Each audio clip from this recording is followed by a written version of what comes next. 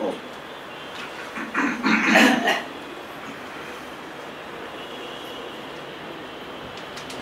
આજે 14મી જાન્યુઆરી 14 જાન્યુઆરી અને મકર સંક્રાંતિનો મહાન દિવસ. મકર સંક્રાંતિનું મહાત્મ્ય સમગ્રપણે હિન્દુસ્તાનની અંદર તો ખૂબ જ છે, પણ તાજસોભાગ સત્સંગ મંડળના મુમુક્ષુ માટે તો એનું મહાત્મ્યનો વિચાર કરીએ તો એ અદ્વિતીય કહી શકીએ, એવું જોરદાર મહાત્મ્ય છે. કેમ કે આજ દિવસે પરમ પૂજ્ય બાપુજી કે જેમને ગુરુગમ જ્ઞાનની પ્રાપ્તિ થઈ હતી, એટલે એમનો આ જ્ઞાન પ્રાપ્તિનો દિવસ.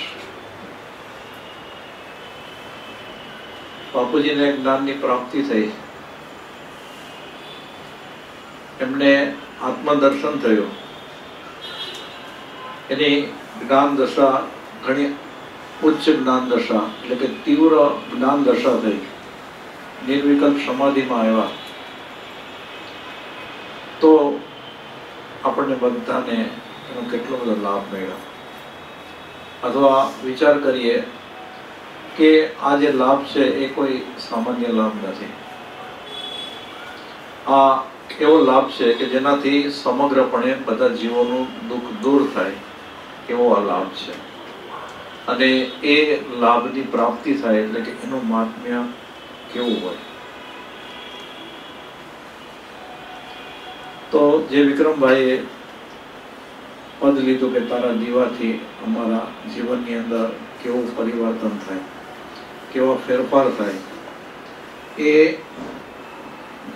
બાપુજીનું સાનિધ્ય, બાપુજીના સાનિધ્યમાં જેટલા મુમુક્ષો રહ્યા છે એને એ બધી જ વાતનો અનુભવ કરેલો છે.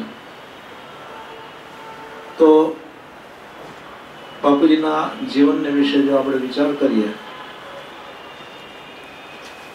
જે કૃપાળુદેવનું એક વચન છે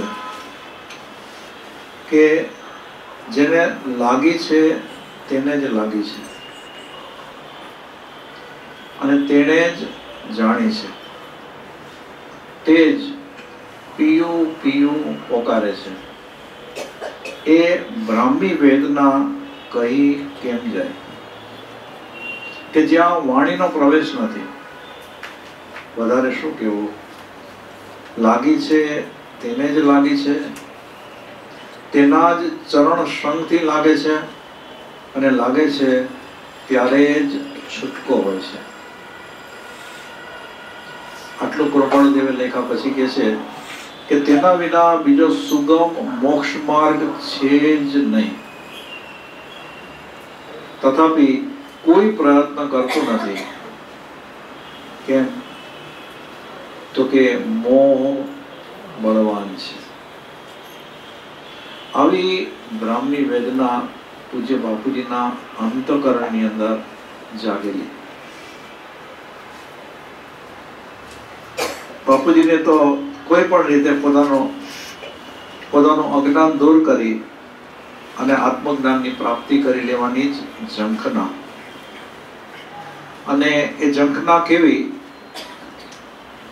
કે એના પૂર્વ ભવના પુણ્ય અને આવી તીવ્ર ઝંખના કે જેનાથી એને એક નહીં, બે નહીં, ત્રણ આત્મજ્ઞાની મહાત્મા પુરુષનો ભેગો થયો.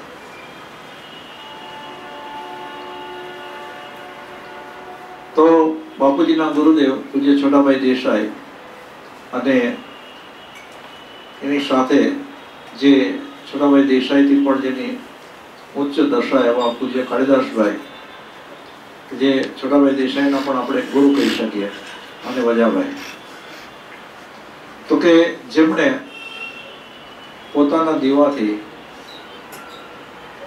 બાપુજીનો દીવો પ્રજ્વલિત કર્યો. અને એ દીવો પ્રજ્વલિત થયો તો બીજા અનેક જીવો એનો લાભ પ્રાપ્ત કરી શક્યા.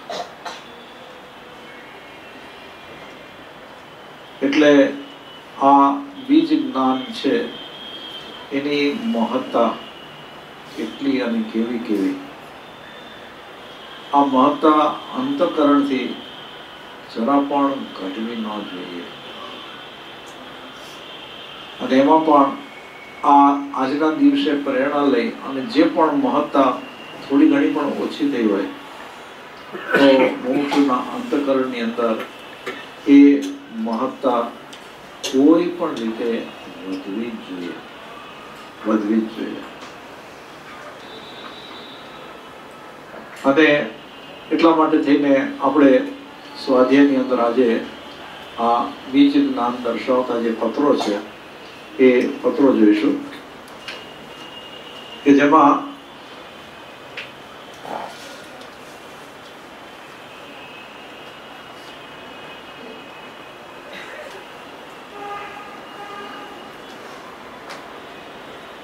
આમ અલગ અલગ ભૂમિકા કયો કે અલગ અલગ વિચાર શ્રેણી આ વાત રજૂ થશે.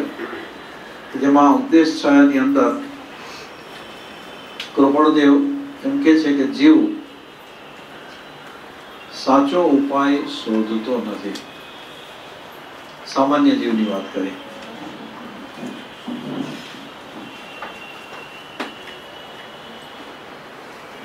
અને ઉપાય કર્યા વિના કોઈનું દરદ મળતું નથી.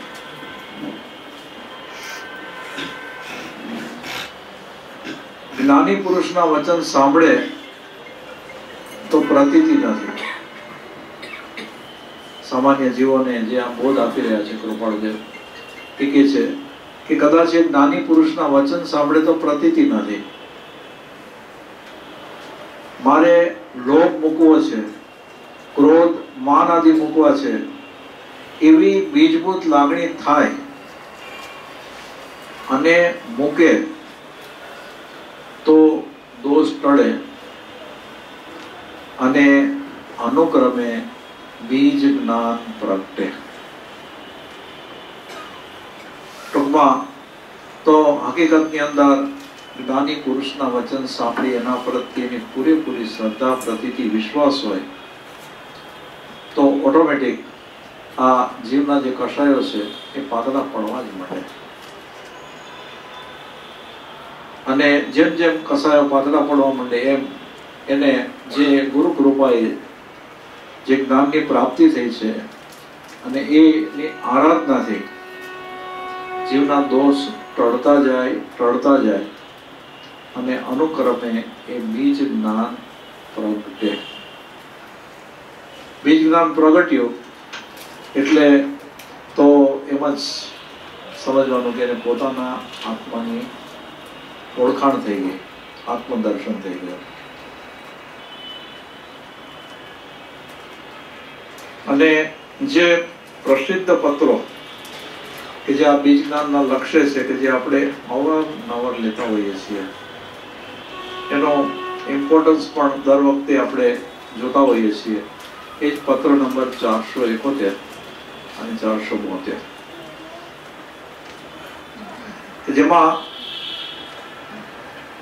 કે છે કે આત્માને સમાધિ થવા માટે, આત્મ સ્વરૂપમાં સ્થિતિ માટે સુધારસ કે જે મુખને વિશે વર્ષે છે તે એક અપૂર્વ આધાર છે. માટે કોઈ રીતે તેને બીજ જ્ઞાન કહો તો હરકત નથી. માત્ર એટલો ભેદ છે કે તે જ્ઞાન જ્ઞાની પુરુષ કે જે તેથી આગળ છે, આત્મા છે એમ જાણનાર હોવા જોઈએ. અને પછી આ જ્ઞાન કેવું અપૂર્વ છે કે જેના માટે તેને અનેક જીવો અલગ અલગ પ્રકારના વિકલ્પો કરતા હોય તો એ વિકલ્પો દૂર કરવા માટે કહે છે કે દ્રવ્યથી દ્રવ્ય મળતું નથી એમ જાણનારને કંઈ કર્તવ્ય કહી શકાય નહીં. પણ તે ક્યારે તો કે સ્વદ્રવ્ય દ્રવ્ય ક્ષેત્ર કાળ અને ભાવે યથાવસ્થિત સમજાય, સ્વદ્રવ્ય સ્વરૂપ પરિણામે પરિણમી અને અન્ય દ્રવ્ય પ્રત્યે કેવળ ઉદાસ થઈ કૃતકૃત્ય થઈ કંઈ કર્તવ્ય રહેતું નથી એમ ઘટે છે અને એમાં જ છે. તો જેને કહીએ ને કે એકાંત નિશ્ચયાત્મક જે વાતો કરી અને એ નિશ્ચયની વાત ઉપર જે ભાર આપતા હોય, પણ હકીકતની અંદર આ એકાંત નિશ્ચય છે, પૂરા અભ્યાસ વગરનો નિશ્ચય છે, અધૂરી સમજણથી થયેલો નિશ્ચય છે. એને એમ કહેવા માંગે છે કે તમારી જે નિશ્ચયાત્મક વાત છે એ ક્યારે કાર્યરૂપ બને કે જ્યારે સ્વદ્રવ્ય દ્રવ્ય ક્ષેત્ર કાળ અને ભાવે યથાવસ્થિત સમજાય. સ્વદ્રવ્ય સ્વરૂપ પરિણામે પરિણમી અને અન્ય દ્રવ્ય પ્રત્યે કેવળ ઉદાસ થઈ કૃતકૃત્ય થઈ કંઈ કર્તવ્ય રહેતું નથી એમ ઘટે છે અને એમ જ છે. આ દશા ન આવે ત્યાં સુધી એને ગુરુ કૃપાએ જે બાપુજીને જે જ્ઞાનની પ્રાપ્તિ થયેલી હતી અને અનેક ભાગ્યશાળી મુમુક્ષુને એ જ્ઞાનની પ્રાપ્તિ થયેલી છે, એ મુમુક્ષુએ આ જ્ઞાન એ કેવું અપૂર્વ છે, કેવો અમૂલ્ય છે, અને એને કોઈ પણ પ્રકારે આ દશા ન આવે ત્યાં સુધી, આ દશા આવ્યા પછી પણ એની મહત્તા તો ઘણી જ છે, પણ એમાં જરા પણ ગૌણતા લાવવી જોઈએ. જે જીવોના ચિત્તની અંદર થોડી ઘણી પણ ગૌણતા આવી છે, એ જ્યાં ઊભો છે ત્યાં ને ત્યાં જ ઊભો છે. કદાચ એ પાછો વળ્યો છે પણ આગળ વધી નથી શકતો. કેમ? તો કે આ ગૌણતા, જરા પણ ગૌણતા ન આવવી જોઈએ. આ પરદ્રવ્ય છે અને એ પરદ્રવ્યથી એ પરદ્રવ્ય સ્વદ્રવ્યનું કંઈ કરી ન શકે. જો એવો ભાવ પણ વિપરીત રીતે અંતકરણની અંદર બેસી ગયો તો મુશ્કેલી. એટલે પરમ પૂજ્ય બાપુજીનો જો આપણે વિચાર કરીએ તો એમને કેવી લય લાગી હતી. અંતકરણની અંદર તો આમ એવી લય લાગેલી, અને આવી લય એના ગુરુવર્યો એના ઉત્કૃષ્ટતા સુધી પહોંચાડી અને પછી જ્ઞાનની પ્રાપ્તિ કરાવે. તો એ જ્ઞાનની પ્રાપ્તિ કરાવ્યા પછી આ બાપુજીને આ દ્રવ્ય પ્રગટ કેટલા દિવસમાં થયું? તો કે 3-4 દિવસની અંદર એનું દ્રવ્ય પ્રગટ થઈ ગયું, એટલે કે આત્માની ઓળખાણ થઈ ગઈ. સાવ જેને કહીએ ને કે થોડા વર્ષોની અંદરમાં જ બનેલો બનાવ, અને એ પણ આપણા ગુરુદેવના જીવનનો, કે જે વર્તમાન જીવોને કે જેને ગુરુદેવના ચરણ સેવેલા છે એ, અને જેને એમના દર્શન કરેલા છે એ, એના બધાને માટે થઈને એ કેટલો બધો પ્રેરણારૂપ બની જાય. એટલે આ તકે સાધક કે જેને પોતાની સાધના અપૂર્વ વિશ્વાસથી દ્રઢ શ્રદ્ધાપૂર્વક કરવી જોઈએ કે ભાઈ આ સાધના બરાબર યથાતથ્ય કરીશ તો મારું આત્મદ્રવ્ય પણ પ્રગટ થશે. આવી એના અંતકરણની અંદર ભાવના હોવી જોઈએ. પછી એના પછીનો જે પત્ર 772મો પત્ર, આ બંને પત્ર આમ તો સૌભાગભાઈ ઉપર લખાયેલા છે, અને સૌભાગભાઈ કે આ જે ગુપ્ત જ્ઞાન કે જે યોગ્ય જીવોને જ પરંપરાએ પ્રાપ્ત થઈ શકે એવું જ એક જ્ઞાન કે જે જ્ઞાન પરમ કૃપાળુ દેવે પ્રાપ્ત કર્યું અને પછી એની અદ્ભુત જ્ઞાન દશા બહુ જ ટૂંક સમયની અંદર થઈ ગઈ. અને પછી કૃપાળુ દેવના શરણમાં સૌભાગભાઈ રહી અને પોતાનું આત્મકલ્યાણ સાધ્યું અથવા તો આત્મકલ્યાણ સાધવાની શરૂઆત કરી કે જેની અંદર આ જ્ઞાન વિશે કૃપાળુ દેવે ખુલ્લામાં પત્ર લખેલો. એટલે સૌભાગભાઈએ કૃપાળુ દેવને ઠપકો આપ્યો. પણ આ જ્ઞાની મહાત્મા જે પણ કરે એની પાછળ કઈ ને કઈ કારણ હોય. એટલે કે છે કે ખુલ્લા કાગળમાં સુધારસ પરત્વે પ્રાય સ્પષ્ટ લખ્યું હતું તે ચાહીને લખ્યું હતું. એમ લખવાથી વિપરિણામ આવવાનું છે નહીં એમ જાણીને લખ્યું હતું. કંઈક એ વાતના ચર્ચક જીવને જો તે વાત વાંચવામાં આવે તો કેવળ તેથી નિર્ધાર થઈ જાય એમ બને નહીં. પણ એમ બને કે જે પુરુષે આ વાક્યો લખ્યા છે તે પુરુષ કોઈ અપૂર્વ માર્ગના જ્ઞાતા છે અને આ વાતનું નિરાકરણ તે પ્રત્યેથી થવાનો મુખ્ય સંભવ છે એમ જાણીએ અને તેની તે પ્રત્યે કંઈક ભાવના થાય. આમ કૃપાળુ દેવે આટલી સ્પષ્ટતા કર્યા પછી વળી શું કહે છે કે કદાપી એમ ધારીએ કે તેને કંઈક સંજ્ઞા તે વિષયની થઈ હોય અને આ સ્પષ્ટ લખાણ વાંચવાથી તેને વિશેષ સંજ્ઞા થઈ પોતાની મેળે તે નિર્ધારમાં આવી જાય.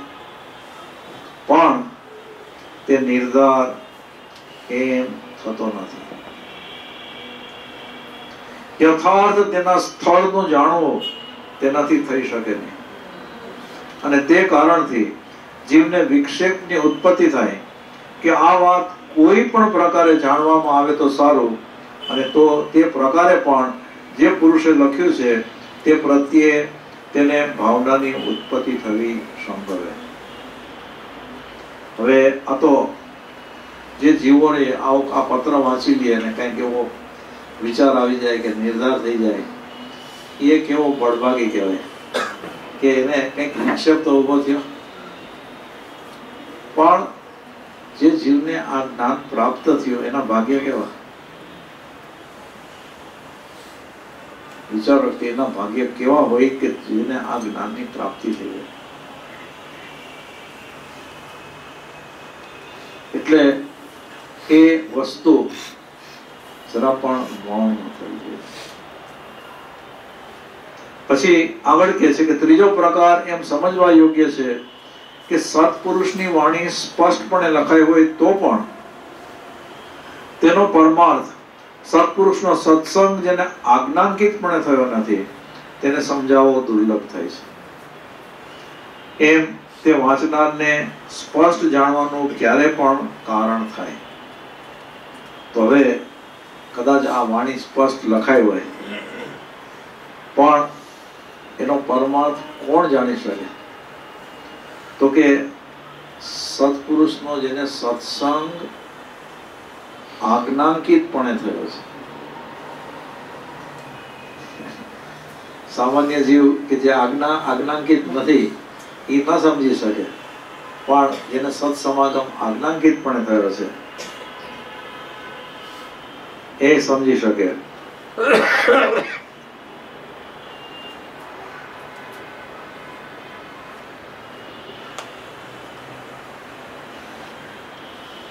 એટલે આમાં ઉલટી રીતે કે જેને તો પણ તેનો પરમાર્થ સત્પુરુષનો સત્સંગ જેને આજ્ઞાંકિતપણે થયો નથી તેને સમજાવવો દુર્લભ છે. એમ તે વાંચનારને સ્પષ્ટ જાણવાનું ક્યારે પણ કારણ થાય. જોકે અમે તો અતિ સ્પષ્ટ લખ્યું નહોતું તો પણ તેમને એવો કંઈક સંભવ થાય છે. પણ અમે તો એમ ધારીએ છીએ કે અતિ સ્પષ્ટ લખ્યું હોય તો પણ ઘણું કરી અને સમજાતું નથી અથવા વિપરીત સમજાય છે અને પરિણામે પાછો તેને વિક્ષેપ ઉત્પન્ન થઈ અને સન્માર્ગને વિશે ભાવના થવાનો સંભવ થાય છે. આ પત્તામાં અમે ઈચ્છાપૂર્વક સ્પષ્ટ લખ્યું હતું. તમારું જે કે છે ઈચ્છાપૂર્વક સ્પષ્ટ લખેલું હતું. હવે આમ તો આ જે કંઈ પણ સૌભાગભાઈએ આ ખુલ્લા પત્રની અંદર જે લખ્યું એના અનુસંધાનની અંદર જે પત્ર લખ્યો એના જવાબમાં આવા લખ્યા પછી બીજો અમારો આશય તે જ્ઞાન વિશે લખવાનો વિશેષપણે અત્રે લખ્યો છે કે જે જ્ઞાની પુરુષે, હવે આ જે મહત્તા છે આમાં 4 ભાંગા છે, એની અંદર પણ બધા જેને જે ભાંગાની પ્રાપ્તિ થઈ એના એ પ્રમાણના પુણ્ય હોય ને, તો આની અંદર શું કે છે કે અમારો આશય તે જ્ઞાન વિશે લખવાનો વિશેષપણે આત્રો લખ્યો છે કે જે જ્ઞાની પુરુષે સ્પષ્ટ એવો આત્મા કોઈ અપૂર્વ લક્ષણે, ગુણે અને વેદનપણે અનુભવ્યો છે, અને તે જ પરિણામ જેના આત્માનું થયું છે તે જ્ઞાની પુરુષ જો તે સુધારસ સંબંધી જ્ઞાન તે જ્ઞાની પુરુષે જો સુધારસ સંબંધી તે જ્ઞાન આપ્યું હોય તો તેનું પરિણામ પરમાર્થ સ્વરૂપ છે. આપેલો ભાંગો કે જેમાં આત્મજ્ઞાની પુરુષે આપેલું જ્ઞાન હોય તો પરમાર્થ સ્વરૂપ, અને જે પુરુષ તે સુધાર રસને જ આત્મા જાણે છે તેનાથી તે જ્ઞાનની પ્રાપ્તિ થઈ હોય તો તે વ્યવહાર પરમાર્થ સ્વરૂપ છે. હવે એને તો આત્મા તો પ્રગટ નથી થયો, પણ સુધાર રસ એ જ આત્મા એવી માન્યતા હોય અને એને જ્ઞાન આપ્યું હોય તો એ વ્યવહાર પરમાર્થ સ્વરૂપ છે. ત્રીજું, તે જ્ઞાન કદાપી પરમાર્થ સ્વરૂપ એવા જ્ઞાનીએ ન આપ્યું હોય, પણ તે જ્ઞાની પુરુષે સન્માર્ગ સન્મુખ આકર્ષે એવો જે જીવને ઉપદેશ કર્યો હોય અને તે જીવને રૂચ્યો હોય તેનું નામ પરમાર્થ વ્યવહાર સ્વરૂપ. હજી જ્ઞાન નથી આપ્યું પણ એનો ઉપદેશ કર્યો છે જ્ઞાની પુરુષે, અને એને આ સન્મુખ આકર્ષિત કર્યો તો એને પરમાર્થ વ્યવહાર સ્વરૂપ કીધો. અને તે સિવાય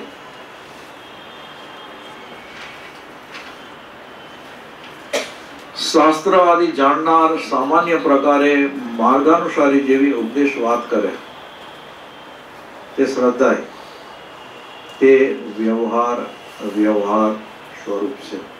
હવે આ 4 ભાંગા તો સુગમપણે સમજવા એ 4 પ્રકાર થાય છે કે જેમાં પરમાર્થ સ્વરૂપ એ નિકટ મોક્ષનો ઉપાય છે. વિચારો કે આ જે પરમાર્થ સ્વરૂપ એટલે કે આત્મજ્ઞાની પુરુષે જો આ જ્ઞાન આપ્યું હોય તો જીવ બહુ જ ટૂંક સમયની અંદર જન્મ મરણના ફેરાથી મુક્ત થાય, મોક્ષની પ્રાપ્તિ કરે. પછી જે ત્રીજો ભાંગો કે પરમાર્થ વ્યવહાર સ્વરૂપ એ અનંતર પરંપર સંબંધે મોક્ષનો ઉપાય છે. એટલે ઘણા લાંબા સમયે પણ એ જીવ પછી અનુક્રમે મોક્ષની પ્રાપ્તિ કરી શકે. વ્યવહાર પરમાર્થ સ્વરૂપ તો ઘણા કાળે કોઈ પ્રકારે પણ મોક્ષના સાધનના કારણભૂત થવાનો ઉપાય છે. આ ઉપાય છે, પછી એ ઉપાય કારણભૂત બને કે ન બને એ તો પછી જીવની કેવી પરિણતિ એના ઉપર આધાર લે છે. જ્યારે વ્યવહાર સ્વરૂપનું ફળ આત્મ પ્રત્યય નથી સંભવતું. આમ આ 4 ભાંગા અને 4 ભાંગાના ફળ દર્શાવ્યા. આ વાત હજુ કોઈ પ્રસંગે વિશેષપણે લખીશું એટલે વિશેષપણે સમજાશે, પણ આટલી સંક્ષેપતાથી વિશેષ ન સમજાય તો મૂંઝાશો નહીં. તો હવે આ જેને કહીએ ને કે પુણ્ય આપણે વાત કરીએ ને કે કોનું પુણ્ય કેવું છે, તો જેનું જેવું પુણ્ય એને એવો ભાંગો મળે.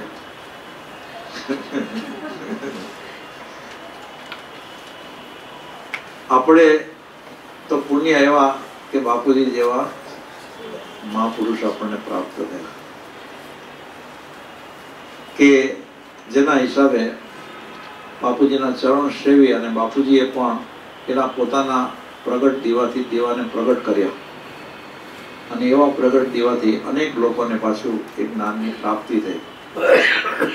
તો એ જ્ઞાનની પ્રાપ્તિ કરનાર જીવ કેવો પુણ્યશાળી બને, એનું પુણ્ય કેવું.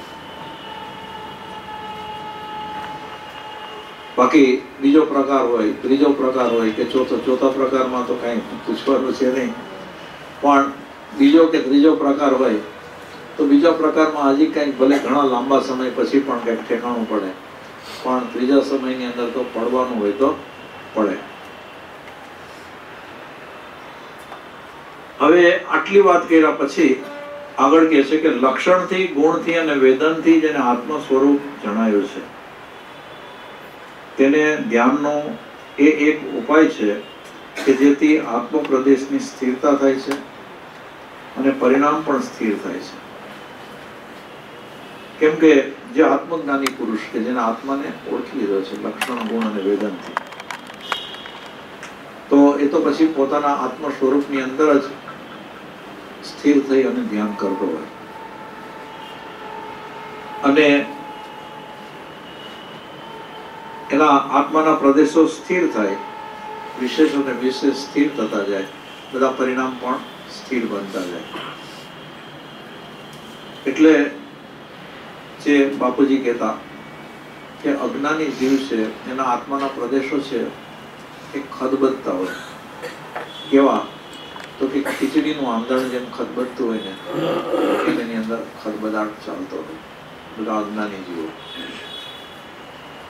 પણ પછી જીવ માર્ગની શરૂઆત કરે એટલે કંઈક ખદબદાટ થોડોક તો ઓછો થાય, પણ સાધક બને એટલે કે ગુરુ કૃપા એ આ જ્ઞાન પ્રાપ્ત કરી અને સાધક બને તો એ વિશેષ સ્થિર બની શકે, એનો ખદબદાટ ઓછો થતો જાય અને એમ કરતા એ આત્મજ્ઞાનની પ્રાપ્તિ કરે. પણ આત્મજ્ઞાનની પ્રાપ્તિ પછી એ આત્મજ્ઞાની મહાપુરુષ કે જે આત્માનું જ ધ્યાન કરતો હોય એના પ્રદેશો તો ખૂબ સ્થિર થવા માંડે અને બધા પરિણામો પણ સ્થિર થવા માંડે. અને પછી કે લક્ષણથી, ગુણથી અને વેદનથી જેને આત્મ સ્વરૂપ જાણ્યું નથી એવા મુમુક્ષુને જ્ઞાની પુરુષે બતાવેલું જો આ જ્ઞાન હોય તો અનુક્રમે લક્ષણ આદિનો બોધ સુગમપણે થાય છે. તો જે જીવો અત્યારના ધ્યાન કરી રહ્યા છે એને પછી અનુક્રમે જેમ જેમ આરાધના કરતા જાય એમ એમ લક્ષણ આદિનો બોધ બરાબર થતો જાય અને આગળ વધતો જ જાય. હવે આની મહત્તા કેવી છે કે મુખરસ અને તેનું ઉત્પત્તિ ક્ષેત્ર એ કોઈ અપૂર્વ કારણરૂપ છે એમ તમે નિશ્ચયપણે નિર્ધારજો. જ્ઞાની પુરુષનો તે પછીનો જે માર્ગ તે ન દુભાય તેવો તમને પ્રસંગ થયો છે, તેથી એવો નિશ્ચય રાખવા જણાવ્યું છે. તે પછીનો માર્ગ જો દુભાતો હોય અને તેને વિશે કોઈને અપૂર્વ કારણ રૂપે નિશ્ચય થયો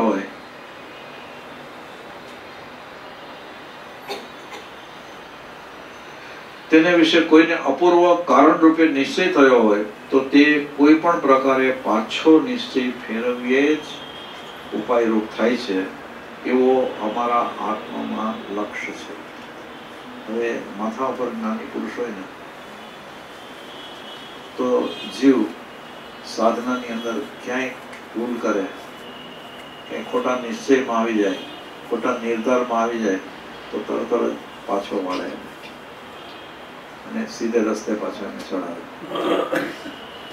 આમ મુખ્યપણે આ વાત ડુંગરભાઈને લાગતી છે કે જે સુભાષભાઈ દ્વારા વ્યક્ત થઈ રહી છે, અને કૃપાળુદેવે એનો ખુલાસો કર્યો કે તમે જો ખોટા નિશ્ચયમાં આવી ગયા હો તો એ નિર્ધારને ફેરવીએ જ છૂટકો છે. આટલું કીધા પછી બીજા સાધનાની પ્રક્રિયા કે જે બીજા અલગ અલગ પ્રક્રિયા રૂપ જેને કહીએ ને કે જ્ઞાન, એનાથી જે સાધના કરતા હોય અને આ સુધારસ જ્ઞાનથી સાધના કરતા હોય, એમાં કયું જ્ઞાન વધુ ફાયદાકારક? તો એક અજ્ઞાનપણે પવનની સ્થિરતા કરે છે, પેલા જરા જુદી વાત છે, પણ શ્વાસોશ્વાસ રોદનથી તેને કલ્યાણનો હેતુ થતો નથી. અને એક જ્ઞાનીની આજ્ઞાપૂર્વક શ્વાસોશ્વાસનો રોધ કરે છે, તો તેને તે કારણથી જે સ્થિરતા આવે છે તે આત્માને પ્રગટવાનો હેતુ થાય છે. તો સાવ અજ્ઞાનપણે પોતે શ્વાસોશ્વાસ રોદનની પ્રક્રિયા કરતો હોય તો એનું કલ્યાણ નથી થઈ શકતું, પણ માથા પર જ્ઞાની જોઈએ તો જ એને આત્મ પ્રગટવાનો હેતુ બની શકે. શ્વાસોશ્વાસની સ્થિરતા થવી એ એક પ્રકારે ઘણી કઠણ વાત છે. તેનો સુગમ ઉપાય મુખ રસ એકતાર કરવાથી થાય છે. માટે તે વિશેષ સ્થિરતાનું સાધન છે. પણ સુધારસ સ્થિરતા અજ્ઞાનપણે ફળીભૂત થતી નથી, એટલે કે કલ્યાણરૂપ થતી નથી. તેમ તે બીજ જ્ઞાનનું ધ્યાન પણ અજ્ઞાનપણે કલ્યાણરૂપ થતું નથી. એટલો વિશેષ નિશ્ચય અમને ભાષ્યા કરે છે. અને એટલા માટે કહે છે કે જેને વેદનપણે આત્મા જાણ્યો છે તે જ્ઞાની પુરુષની આજ્ઞાએ તે કલ્યાણરૂપ થાય છે, અને તે આત્મા પ્રગટવાનો અત્યંત સુગમ ઉપાય છે. તો જેને કહીએ ને કે આ શ્વાસોશ્વાસની પ્રક્રિયા કરતા પણ આ જે સુધારસનું જે ધ્યાન છે એ વધુ સારું છે, એ આત્માથી વધુ નજીક છે. અને એ આત્માથી વધુ નજીક છે એના માટેનો જે આ દાખલો હવે આવે છે કે એક બીજી અપૂર્વ વાત પણ આ સ્થળે લખવાનું સૂચે છે કે આત્મા તે ચંદન વૃક્ષ છે. તેની સમીપે જે વસ્તુઓ વિશેષપણે રહી હોય તે વસ્તુ તેની સુગંધનો વિશેષ બોધ કરે છે. જે વૃક્ષ ચંદનથી વિશેષ સમીપ હોય તે વૃક્ષમાં ચંદનની ગંધ વિશેષપણે સ્ફુરે છે. પણ જેમ જેમ આગેના વૃક્ષ હોય તેમ સુગંધ મંદ પરિણામને ભજે છે, અને અમુક મર્યાદા પછી અસુગંધ રૂપ વૃક્ષોનું વન આવે છે. અર્ધાન ચંદન પછી તે સુગંધ પરિણામ કરતું નથી, તેમ આ આત્મા વિભાવ પરિણામને ભજે છે. ત્યાં સુધી તેને ચંદન વૃક્ષ કહીએ છીએ. અને સૌથી તેને અમુક સૂક્ષ્મ વસ્તુનો સંબંધ છે. તેમાં તેની છાયા, રૂપ, સુગંધ વિશેષ પડે છે, જેનું ધ્યાન જ્ઞાનીની આજ્ઞાએ થવાથી આત્મા પ્રગટે છે. આ અદ્ભુત વાત કરી છે.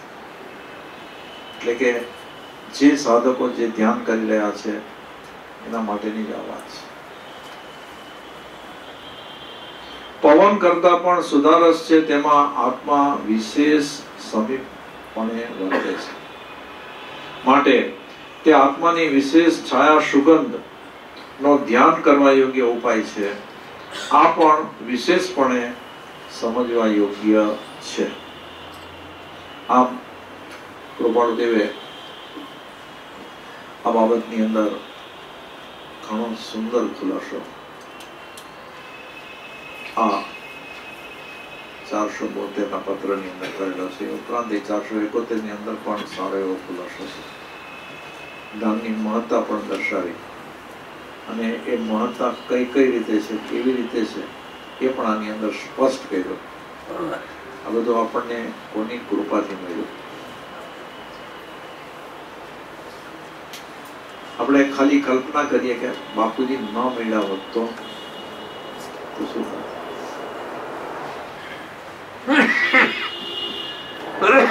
એટલે જે બાપુજીને આવું જ્ઞાન પ્રાપ્ત થયું, એ જ્ઞાન પ્રાપ્ત થયું અને 2-4 દિવસની અંદર જ એનો આત્મા પ્રગટ થઈ ગયો અને એની જ્ઞાન દશા કેવી બળવાન અને મજબૂત બની ગઈ કે જે આમ દેખાવની અંદર સાવ સામાન્ય વ્યક્તિ લાગે, અને છતાં એની આંતરિક દશા કેવી અદ્ભુત. ક્યાંય કોઈ માન સન્માન કે બીજી કામના કે કઈ નહીં બાપુજી. 5, 25, 50 માણસ કે 1000 માણસની વચ્ચે પણ બાપુજી સામાન્ય માણસની જેમ જ રહેવા માટે થઈને પ્રયત્ન કરતા હોય. આવા બાપુજી કે જે આંતરિક રીતે કેટલા અને કેવા સમૃદ્ધ હતા, કે જે સમૃદ્ધિ ચક્રવર્તીની પણ ન હોય, દેવલોકના દેવોની કે દેવોના રાજા ઇન્દ્રની પણ ન હોય, એવી એ સમૃદ્ધિના ધારક હતા. કેમ તો કે એમને પણ એમના ગુરુ અને ગુરુવર્યો ભેગા થઈ અને એમના પર કૃપા કરી અને આ જ્ઞાનની એમને પ્રાપ્તિ કરાવી. તો આટલી વાત કર્યા પછી જે કૃપાળુદેવે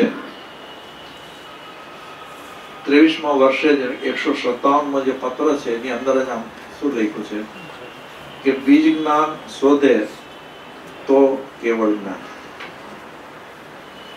બસ તો હવે બીજ જ્ઞાન તો જેને ગુરુ સદગુરુ મળ્યા એને તો પછી શોધવા જવાનું નથી, એને તો પાત્રતા જ મેળવવાની છે કે એ પોતે પાત્ર બને. પછીનો જે પત્ર છે, આમ સૌભાગભાઈ ઉપરનો પત્ર છે,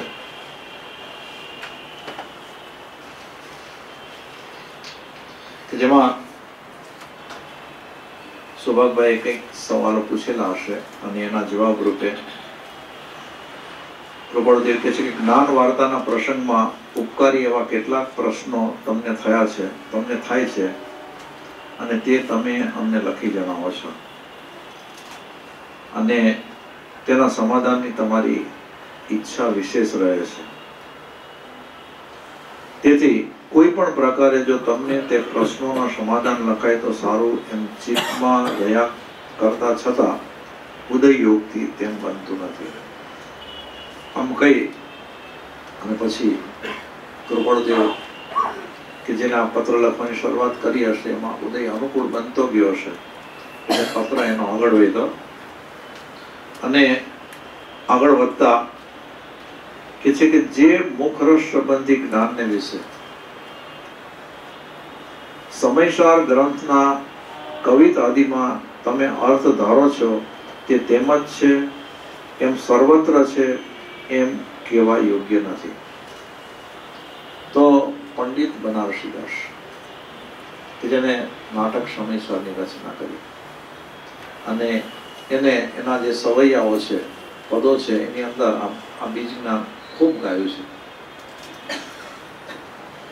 તો એના અનુસંધાનની અંદર જે સૌભાગભાઈએ ખુલાસો પૂછેલો એટલે કે છે કે જે મુખ રસ સંબંધી જ્ઞાન વિશે સમયસર ગ્રંથના કવિતાદિમાં તમે અર્થ જાણો છો તે તેમ જ છે એમ સર્વત્ર છે એમ કહેવા યોગ્ય નથી.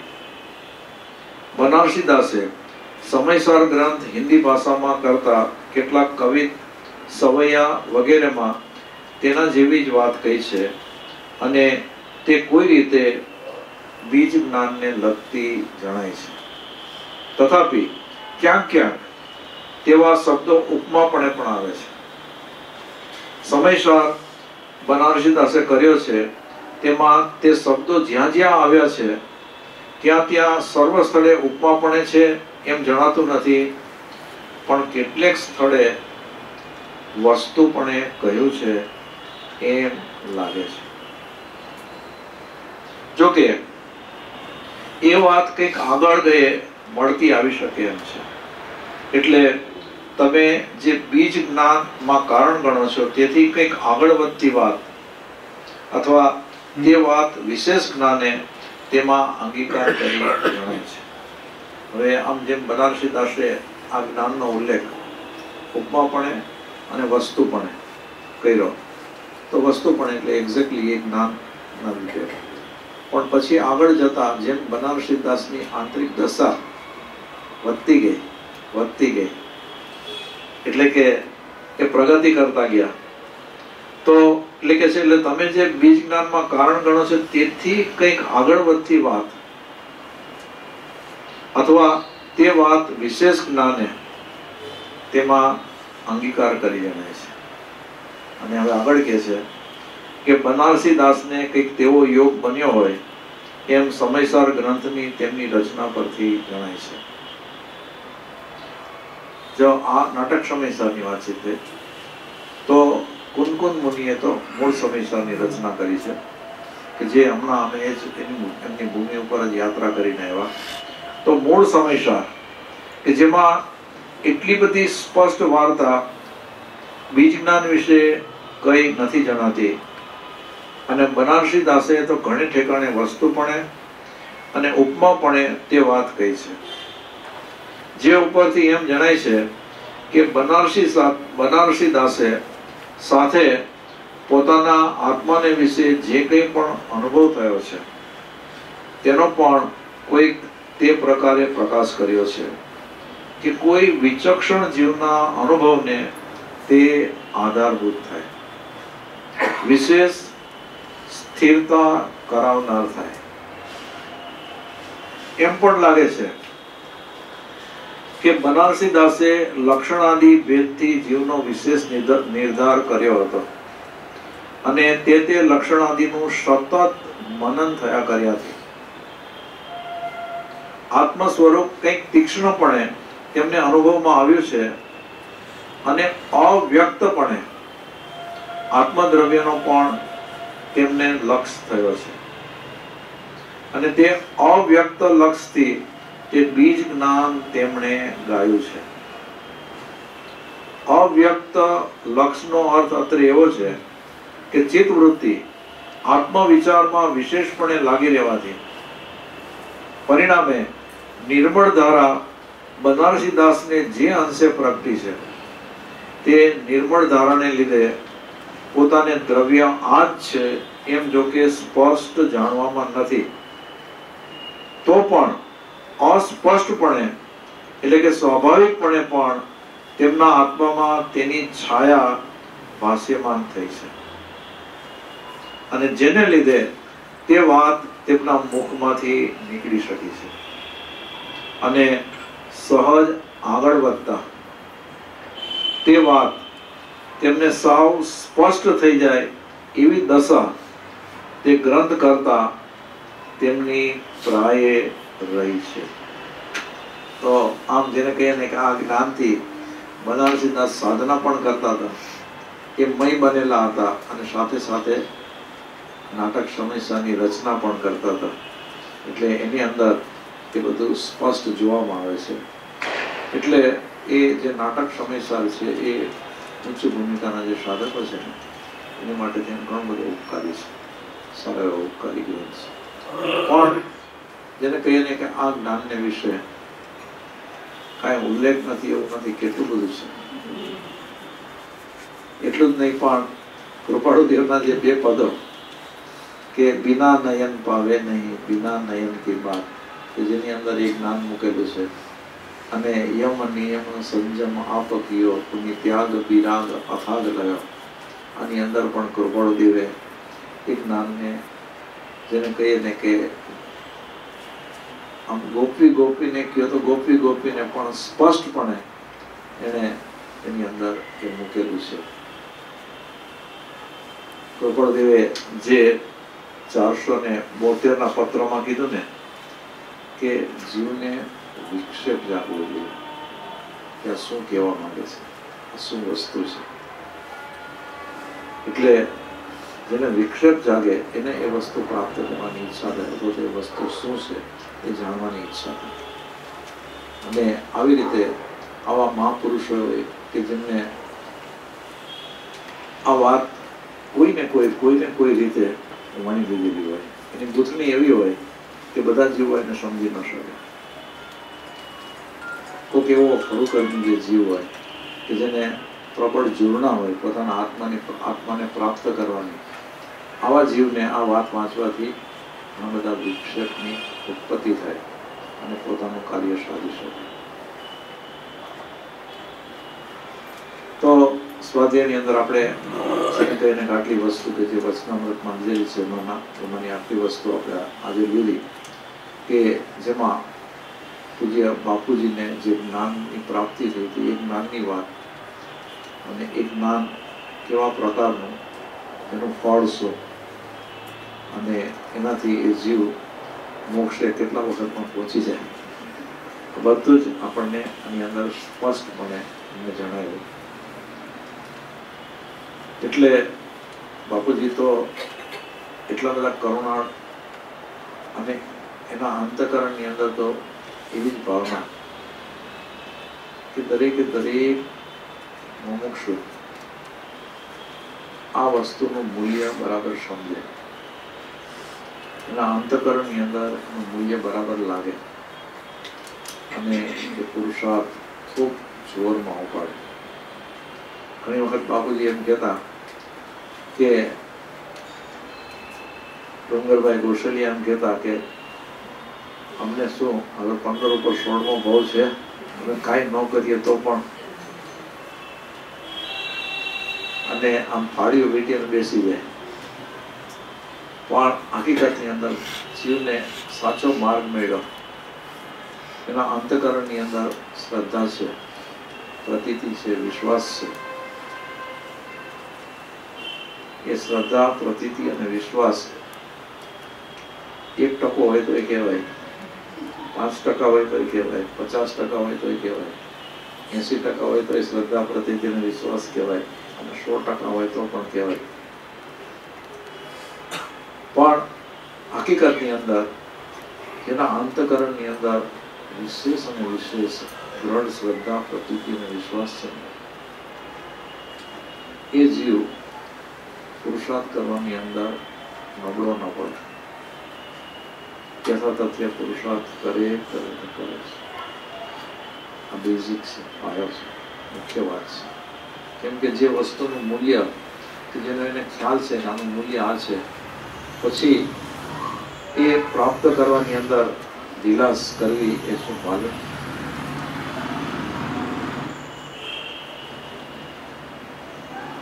બસ આટલી વાત કરી અને આપણે બાપુજીને કહીએ કે ભાઈ અમે તો આ સંસારની વચ્ચે રહેતા જીવો છીએ, અમારે અમારું આત્મકલ્યાણ તો કરવું જ છે, પણ અમારા ઘણા બધા છેડા સંસાર તરફ પણ જોડાયેલા છે. બસ એ બધા છેડાને અમે તોડી શક્તિશાળી બની અને આ માર્ગની અંદર એવો પુરુષાર્થ કરીએ કે આ માર્ગની અંદર અમારું અજ્ઞાન દૂર કરી આત્મજ્ઞાનની પ્રાપ્તિ કરીએ, અને પછી આત્મજ્ઞાનની પ્રાપ્તિ પછી પણ અમારો પુરુષાર્થ ખૂબ વેગથી આગળ ચાલી અને અમને મુક્તિ પણ લઈ જાય. આટલી વાત કરીને આપણે ફરી પૂજ્ય બાપુજી કે જે આ લોકની અંદર જ્યાં પણ બિરાજમાન હોય ત્યાં આપણે એમને ભાવપૂર્વક વંદન કરીશું.